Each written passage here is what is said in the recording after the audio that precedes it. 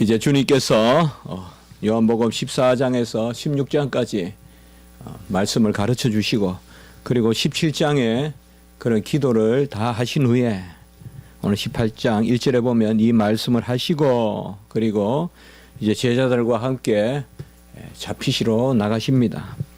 마태, 마가, 누가복음에는 보면 이 부분이 특별히 잘 기록되어 있는데, 우리가 알다시피 겟세마네에서 기도하시는, 원컨대 이 잔을 내게서 지나가게 하옵소서, 아버지의 원대로 하옵소서 하는 그런 우리 겟세마네 기도가 있는데, 오늘 요한복음에는 그 부분에 대한 그런 말씀은 생략되어 있습니다. 그냥 동산이 있는데 라고만 그렇게 하고 있습니다. 요한복음은 시간적으로 보면 마태, 마가, 누가복음보다 후에 기록되었습니다. 그렇기 때문에 많은 분들의 생각이 요한복음은 반복해서 이미 앞에 복음서에서 썼던 내용을 또 쓸 그런 필요는 느끼지 못해서 이렇게 중요한 부분만, 특별히 또 어떨 때는 마태, 마가, 누가복음에 없는 그런 부분만을 기록했다라고 우리가 그렇게 보고 있습니다.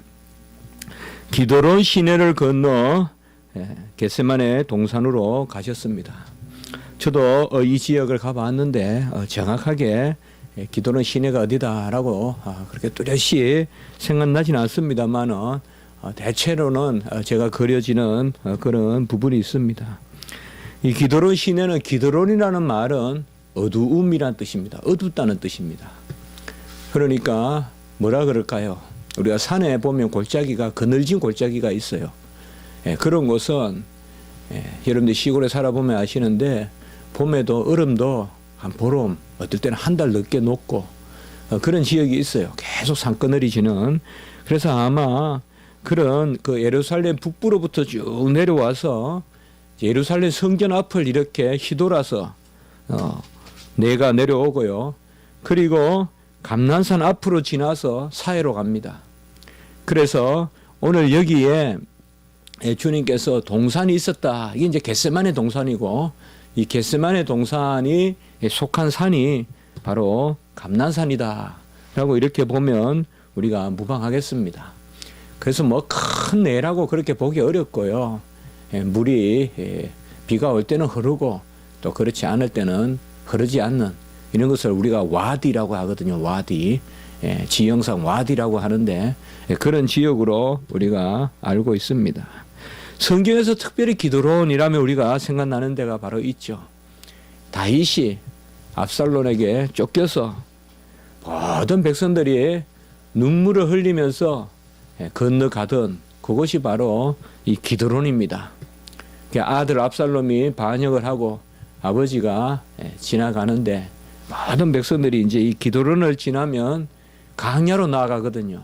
이 기드론이 이제 사해로 아까 간다고 말씀했는데, 그래서 이것이 어떻게 보면 감난산, 기드론, 이 지역이 바로 예루살렘의 지경이에요. 그래서 안식일은 예루살렘 안에서 지켜야 돼요. 그렇기 때문에 바로 오늘 말씀도 그런 의미에서 안식일을 지키기 위해서 제자들과 함께 예루살렘 경내로 들어갔다. 왜냐하면 안식일 날은 외방에서 예루살렘으로 성전 안으로 못 들어옵니다. 안식일 날은 그렇게 못 움직입니다. 그렇기 때문에 우리가 그렇게도 볼 수가 있습니다. 그러니까 이 감난산이라는 곳이 우리 예수님께서 또 성천하신 그 산이 따로 감난산인데, 감난산이 예루살렘의 경계다라고 이렇게 보면 우리가 되겠습니다. 아마 정확하게 알 수는 없지만 오늘 말씀을 통하여서 보면 이 동산에서 우리 주님과 제자들이 자주 모여서 아마 기도도 하시고 하던 그런 곳이 아니었나. 그래서 익히 알던 곳이다. 우리 주님께서 주로 베다니에 많이 머무셨잖아요. 베다니에 머무시고 그곳에서 약 5km 되는데 예루살렘까지 다니시고 이렇게 하셨는데, 아마 제자들도 그렇게 옮겨 다닐 때 이곳에서 자주 모여서 아마 기도도 하시고 그렇게 하지 않았나라고 생각할 수가 있습니다. 누가복음 21장 37절에 보면 예수님께서 마지막 예루살렘에 계실 때 낮에는 성전에서 가르치시고 밤에는 감난원이라는 곳에서 쉬셨다. 이렇게 하는데 감난원 혹은 감난산 바로 그런 곳이다 라고 우리가 보면 되겠습니다. 유다는 이곳을 잘 알고 있었고 아마 유다는 예수님께서 이곳에 모이실 거라는 것을 생각하고 이제 군대와 대제사장과 바리새인들의 수하에 속한 사람들, 그래서 천부장이 이끄는데 뒤에 우리 부분에 보면 12절에 보면 군대와 천부장 이런 말씀들이 나오거든요. 그래서 천부장이 이끄는 군대와 대제사장과 바리새인들의 아랫사람들, 옛날 성경에는 수하라고 이렇게 나와 있는데 아랫사람들이 나타났습니다. 그 예수님이 무슨 반역을 한 것도 아니고 한데 왜 이렇게 큰 군대가 움직이느냐. 누가복음에는 보면 대제사장들과 성전의 경비대장들과 장로들도 나타났다고 해요. 잡으러 왔다고 해요. 그래서 다 모아보면 엄청 많은 사람들이 온 거예요. 예수님을 잡으려고. 그래서 천부장은 뭐 우리가 숫자 그대로 보기는 어렵지만은 1000명의 대장이잖아요. 천부장, 백부장, 십부장. 예? 그러니까 천부장, 그러니까 1000명의 대장이요. 오늘날로 말하면 대대장급 되는 그런 사람이죠. 그러니까 천부장 그리고 대제사장들과 바리새인들의 아랫사람들은 이제 관리인 또 집을 지키는 사람들 그런 사람들만 왔다라고 볼 뿐만 아니라 오늘 3절에는 그렇게만 기록되어 있는데 누가복음에는 보면 더 많은 사람 아까 말씀드렸던 대제사장들과 성전의 경비대장들과 장로들이 잡으러 왔다. 그들은 등과 횃불과 무기를 들었다. 오늘 3절에 보면 등을 들고 횃불을 들고 무기를 들었다라고 이렇게 말씀하고 있고 다른 복음서에 보면 이 무기가 뭐냐 또 칼과 검과 그렇게 칼과 몽치다 이렇게 되어 있습니다. 몽치라는 것은 뭔가 하면 두툼한 무기입니다. 그냥 때리면 머리가 다 그냥 어스러지는 그런 것들은 이렇게 해가지고 옛날 우리가 선주교에서 이방은이가 정몽주를 죽일 때 쓰던 그런 거라 생각하면 돼요. 그래서 검과 몽치 이런 것을 들고 나타났습니다. 중무장을 했습니다. 주님은 어떤 막대기 하나 들고도 반항하지 아니하시는 평화의 우리 구주 예수신데 이들은 바로 중무장을 해서 잡으러 왔습니다. 왜요? 바로 제목이 뭐라고 우리가 예상할 수가 있죠. 반역의 수괴다, 폭도다 그렇게 볼 수가 있어요. 벌써 가룟 유다가 예수님을 그렇게 고발했다고 볼 수가 있어요. 그렇지 않겠습니까? 그러니 이 큰 무리가 나오죠. 안 그렇겠어요? 그저 뭐 한 10명, 12명이 모여서 있는데 잡아오자. 그러면 그렇게 많이 움직일 필요가 있었겠습니까? 그래서 중무장에서 예수를 잡으러 온 것입니다. 우리 주님께서는 바로 그 당할 일을 다 아셨습니다. 그분은 사람이시면서 하나님이시기 때문에 그의 신성에 따라서 모든 것을 다 아시는 분이십니다. 그리고 주님께서는 절대 이 체포에 대해서 거부하지 아니하시고 순수히 오히려 4절에 보면 다 아시고 나아가 이르시되 다 알고 나아가 이르시되 이 동사가 3개 나오는데요. 나아갔단 말은 에로코마이라는 그런 동사가 있는데 가셨다는 말이에요. 그러니까 나아가셔서 평상시 같이 사람이 오면 그냥 나가듯이 자연스럽게 나갔다는 거예요. 맞이하러 나가듯이. 그래서 주님께서는 거부하지 아니하시고 바로 주님의 일, 아버지의 일, 하늘의 일을 다 이루려고 오셨습니다. 누가복음 22장 53절에 보면 여기서 제가 자꾸 우리 복음서를 우리가 함께 살펴보는 것은 복음서와 함께 읽어보면 이 상황이 좀 더 잘 그려지기 때문에 그래요. 누가복음 22장 53절에 보면 이제는 너희 때요 어둠의 건세로다 라고 이렇게 이야기합니다. 그래서 이제 주님께서 잡힐 때가 된 줄 아시고 이제는 너희 때가 됐다. 그리고 어둠의 건세가 이제 역사한다. 이 어둠이 이제 십자가에 쫙 몰려들잖아요. 그래서 주님께서 그 어둠을 파하시는데 이 어둠의 권세의 때가 나타났다. 그리고 이르시되 너희가 누구를 찾느냐. 세상 누가 이렇게 잡히면서 이렇게 잡히는 사람이 있겠어요, 여러분들. 우리 예수님 같이 이렇게 잡히는 사람이 어디 있냔 말이에요. 도망가고 숨고, 아무리 뭐 이제는 내가 잡혀서 의를 이루어야겠다 하지만은 그래도 사람이 숨어 있고 하다가 잡히고 할 텐데 우리 주님께서는 전혀 그렇게 하지 아니하시고 너희가 누구를 찾느냐. 바로 아버지의 뜻, 하나님의 뜻을 이루기 위하여 다 이렇게 물으십니다. 그때 그들이 대답하기에 나사렛 예수다라고 이렇게 말했습니다. 왜 예수라 하면 될 텐데 나사렛 예수라고 했을까요? 물론 예수라는 이름이 그리 드물지 않습니다. 예수라는 이름을 씁니다. 그래서 흔한 이름이라서 그럴 수도 있다. 뭐 저기 종로에서 온 김씨, 이씨 그렇게 할 수도 있지만은 우리가 달리 생각해 보면 나사렛은 우리 몇 주 전에 말씀을 봤죠.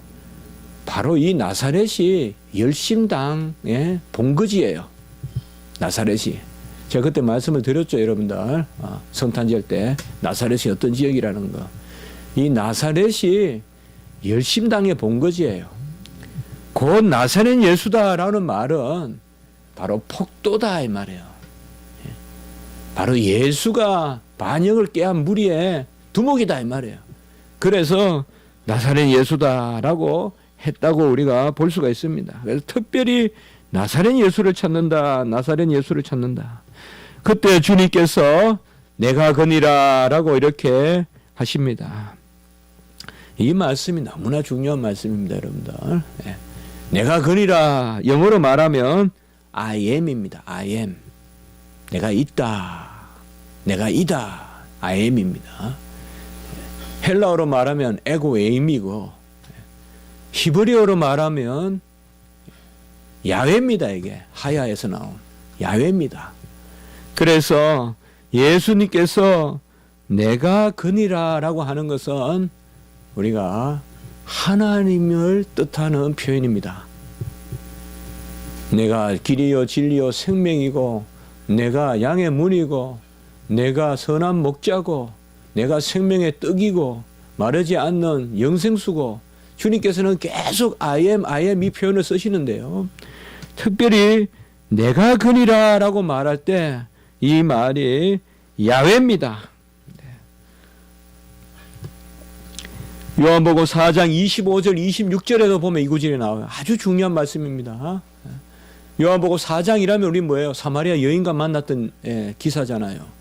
그때 사마리아 여인이 예수님이 영과 진리로 예배를 드릴 때가 온다 하니까 사마리아 여인이 뭐라고 했는가 하면 메시아 곧 그리스도라고 하시는 분이 오면 우리가 모든 것을 알아서 그렇게 예배를 드리지 않겠습니까? 라고 예수님께 말하니까 그때 예수님께서 내가 그니라.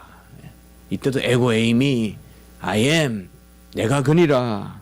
보호가 없어요. 그냥 I am이에요. 그러면서도 이형식이에요. 일형식이 아니에요. 이형식에는 보호가 있어야 되는데 주님의 I am에는 보호가 없어요. 나는 이다예요. 나는 있다. 있다도 되지만 나는 이다예요. 근데 뭐 이다라는 말이 없어요. 스스로 있는 사람이라는 뜻이에요. I am that I am. 나는 스스로 있는 사람이다. 그래서 바로 사마리아 여인에게도 에고에임이 에고라는 말이 헬라어로 우리도 에고라고 하잖아요. 나라는 뜻이고 에임이란 말은 비동사예요. 그래서 내가 이다 혹은 내가 있다. 이걸 내가 있다라고 번역하면 맛이 떨어져요. 내가 있다라는 의미는 있지만 내가 이다예요. 하나님은 보호가 없어요. 보호를 쓸 수가 없어요. 우리는 나는 뭐이다라고 보호로 한정할 수 있지만은 하나님은 보호로 한정할 수가 없어요. 하나님께 쓸 수 있는 보호는 하나님밖에 없어요. 그 하나님은 하나님이시다라게 밖에 표현이 안 돼요. 나머지는 우리가 억지로 쓸 뿐이지 엄격하게 말하면 하나님께 쓸 보호는 없어요. 하나님은 수로로 제한되지 아니하세요. 그래서 이변하지만은 보호가 없어요. 어떻게 불완전 문장이에요. 어떻게 보면. 그래도 그것이 바로 하나님의 어떠하심을 표현하는 I am. 나는 이다. 나는 이다인데 스스로 있다기 때문에 이런 식도 되는 거예요. I am. 나는 있다. 그런데 I am. 나는 이다. 뭐라고 굳이 보호를 시키면 I am I 혹은 I am that I am 이렇게밖에 될 수가 없어요. 그래서 어떻게 보면 불완전한 문장이고 말을 하다가 많은 것 같은 문장일 수도 있지만 나는 이다라는 이 표현 에고헤이미 이것이 바로 모세에게 나타나서서 자신의 이름을 나는 스스로 있는 자니라 하고 떨기나무 불꽃 가운데서 사자를 통하여 알려주시는 그분 바로 야훼. 야훼라는 말은 스스로 계신 분. 그러니까 너무 일형식으로 이해하면 안 돼요. 있다는 저도 있다예요. 여러분도 있다고. 선풍기도 있다고. 다 쓸 수 있어요. 그러나 이 형식 이다. 이다에 보호를 붙일 수 없다 이 말이죠. 하나님은 보호를 붙일 수 없어요. 그러니까 우리가 그냥 주여라고 부르고 나머지는 전부 끌어안아야 돼요. 주여 우리 앞에 계신 주님 이러면 벌써 우리 앞에만 계시고 주님 뒤에도 계시잖아요. 보호를 붙일 수가 없단 말이에요. 우리가 선하신 주님 좋아요. 그렇지만은 선하다는 표현조차도 이미 내 안에 머릿속에 뭔가 그려지는 개념이잖아요. 하나님은 그 개념에 갇히지 않아요. 그냥 어떻게 보면 주님은 하나님은 이름만 부를 수 있어요. 우리가. 근데 그 이름조차도 부르지 않았단 말이에요. 구약시대 때는. 그만큼 하나님 맞아요. 이게 우리가 사실상 하나님은 그러하신 분이에요. 요한복음 8장 58절에도 진실로 아브라함이 나기 전에 I am 내가 이다 내가 있다 현재형을 씁니다. 여기도 아브라함이 저기 나기 전에 내가 있었다라고 하지 않고 우리가 이미 보았지만 요한복음 8장 58절에 이런 것들 바로 요한복음에 가장 전형적으로 나타나는 표현이 바로 뭐예요? 나는 이다. 길이요 진리요 생명이다. 생명의 떡이다. 양의 문이다. 계속 나오잖아요. 이 표현을 지금 주님께서 여기서 쓰고 계십니다. 내가 그니라. 그러니까 6절에 보면 그들이 물러가서 땅에 엎드러지는지라. 아마 우리가 성경을 읽을 때도 이 성경이 왜냐? 예수님이 내가 그다 그러니까 왜 엎드려져 물러나서 엎어질까요? 이 말은 놀라고 경외로워 가지고 땅에 납작 엎드렸다는 건데 뭐 여러 해석을 해볼 수 있겠죠. 바로 그들이 잡으러 온 그런 수개 반역의 무리의 그 두목이 내가 여기 있다 하니까 순간 겁이 나가지고 납작 엎드렸다. 그렇게도 볼 수 있지만은 여기서 우리가 주석학자들은 다 그렇게 해석하지 않고 신적인 권위를 드러내셨다. 그 내가 있다. I am이라고 하는데 왜 거기 막 잡으러 금과 몽치를 들고 횃불을 들고 이제 그냥 잡아서 싹 그냥 가두려고 잡으러 갔던 사람들이 납작 엎드려서 한마디로 홍비백산 해가지고 땅에 엎드려져 있겠느냐. 바로 예수님께서 내가 여기 있다. 내가 이다. 존재를 드러내시고 그 존재 안에 모두 엎드려지는 겁니다. 이게 사실 중요합니다. 주님께서는 그저 입술에 말씀만 해도 그들을 잡으러 온 사람들을 다 제압할 수 있습니다. 다 제압할 수 있어요. 잡힐 때 힘이 없어서 잡힌 것이 아니라 도망할 수 없어서 잡힌 것이 아니라 주님께서는 아버지의 뜻을 이루기 위하여 잡혔다는 것을 우리가 알 수가 있습니다. 이사야 11장 4절에 보면 그의 입의 막대기로 세상을 치며 그의 입술의 기운으로 악인을 죽일 것이며 그의 입의 막대기로 입의 막대기가 어디 있겠습니까마는 말씀의 막대기로 세상을 치고 입술의 기운으로 악인을 죽일 것이요. 데살로니가 후서 2장 7절과 8절에 보면 이 부분을 더욱 자세히 기록하고 있습니다. 불법의 비밀이 이미 활동하였으나 그때에 불법한 자가 나타나리니 주 예수께서 그 입의 기운으로 그를 죽이시고 강림하여 나타나심으로 패하시리라 라고 이렇게 말씀했어요. 그 입의 기운, 이것이 뭘까요? 바로 신적인 근이, 존재의 근이, 그분은 그냥 계시다는 그 자체로 그들을 잡으러 온 사람들이 다 납작 엎드려서 쓰러져 버리는. 오히려 주님께서 나를 잡아가라 라고 이렇게 말씀하여 주시는 것입니다. 이 가운데서 주님께서는 제자들을 보내주기를 바랍니다. 9절에 보면, 8절과 9절에 보면 내가 여기 있으니 나를 잡아가고 이 사람들은 떠나가게 하라. 그래서 가룟 유다가 아마 제자들까지는 고소했는지 안 했는지 모르겠습니다만은 우리 주님께서는 나만 잡고 내 제자들은 그만두라. 그래 게세마네 기도할 때 베드로가 야고보 요한과 같이 베드로 야고보 요한과 세 제자와 함께 게세마네 동산에 기도하러 가시잖아요. 그래서 다른 제자들 두고 그러면 이 세 제자는 그냥 보내주라 라고 그렇게 말씀하신 것으로 볼 수가 있습니다. 그래서 9절에 보면 아버지께서 내게 주신 자 중에 하나도 잃지 아니하였사옵나이다 라는 말씀을 응하게 했다라고 이렇게 합니다.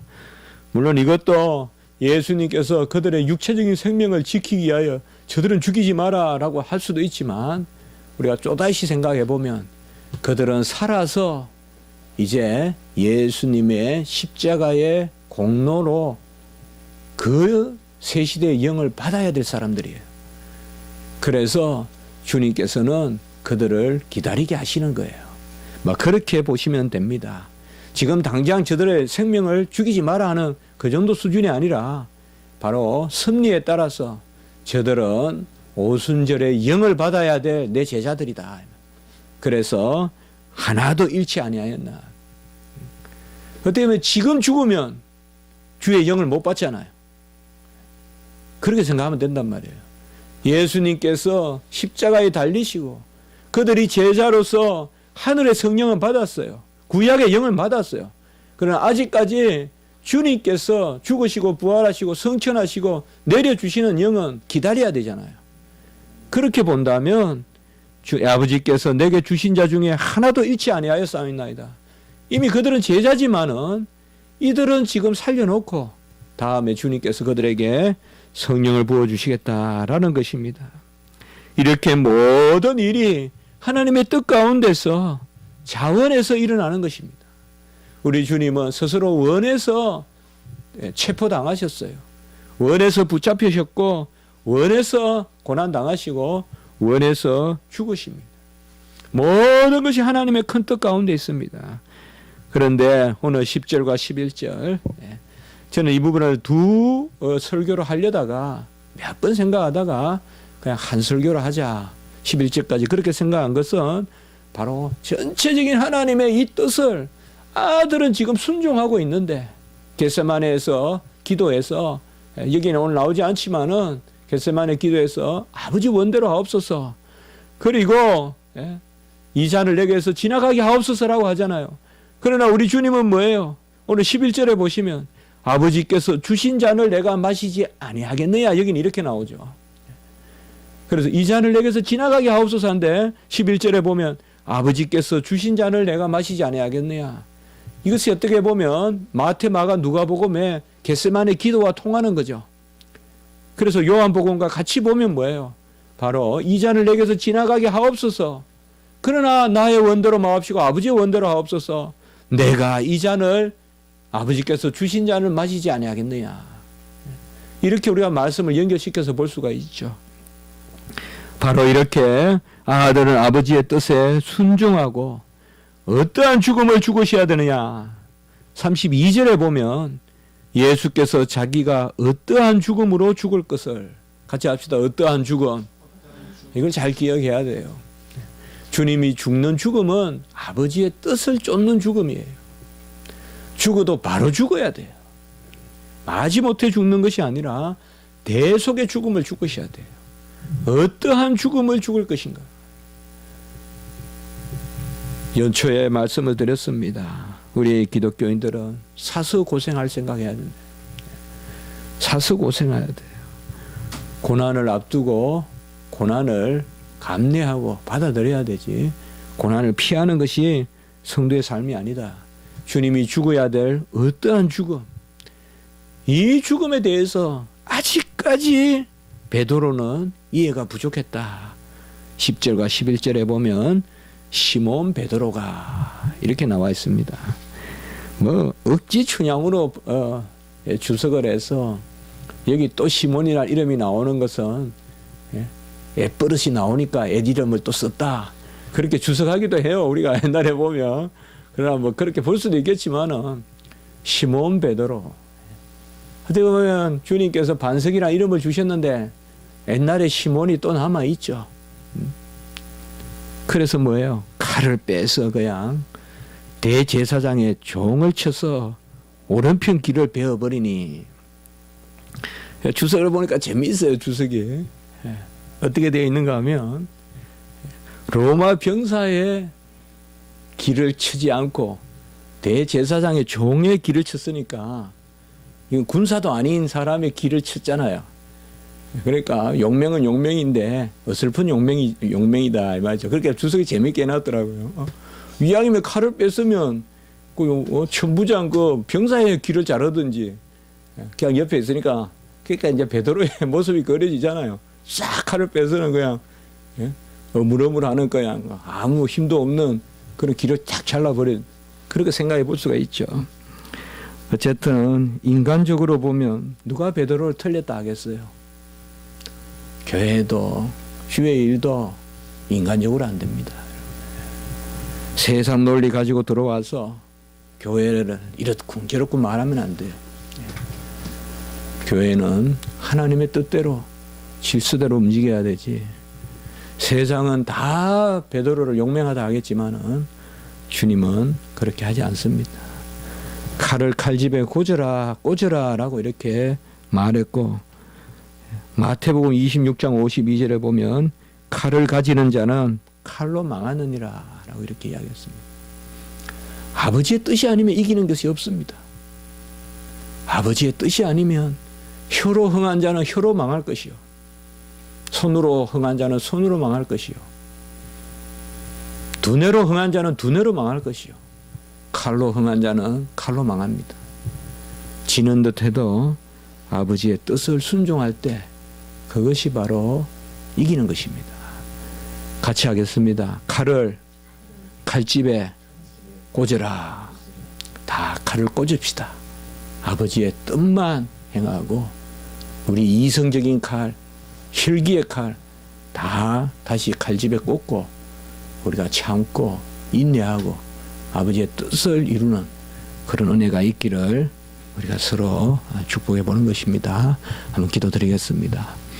거룩하고 자비로우신 하나님 아버지, 주님께서 자원에서 잡히심으로 아버지의 만세전의 뜻을 이루셔서 이제 우리가 새 제자들과 같이, 그들은 주님이 기도할 때 기도도 하지 않았고 베드로와 같이 주님의 뜻이 뭔지도 알 수도 없는 그런 아버지의 무지몽매한 자리에 있었지만, 우리도 다 그와 같은 자리에 있었지만 저들의 구원을 온전히 이루고 하나라도 아버지에게서 주신 자를 잃지 않게 하려 하심이라는 그 말씀을 이룬 것과 같이 우리도 그 가운데서 주님께서 스스로 복종하심으로 우리가 그 의로 말미암아 하나님의 자녀가 된 줄을 믿습니다.